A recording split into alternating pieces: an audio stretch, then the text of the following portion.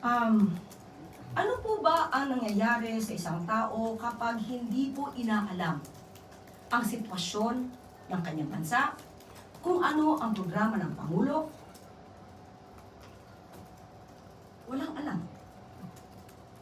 Sino man, hindi tayo nagpapatungkol in particular sa sino mang tao. Ang SONA, ito po ay paraan, ito ay ang pag-uulat ng Pangulo ng kanyang naging accomplishments, kung ano pa ang gagawin ng gobyerno para sa taong bayan. Ito po ay base sa konstitusyon.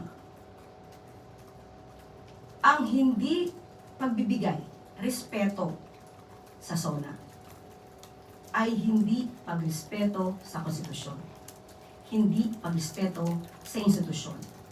May mga tao na ang nais ay manatiling walang alam, mangmang ang mga kababayan, mas madaling maging or manipulahin ang mga taong walang alam.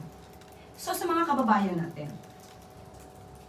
lagi tayo maging mapanuri. Obligasyon po nating alamin ang katotohanan at huwag tayong sumunod sino man na nag-uudyok na manatili tayong mangmang sa katotohanan. Mabubulag po tayo dyan. Obligasyon po natin alamin para hindi tayo manatiling mangmang sa katotohanan.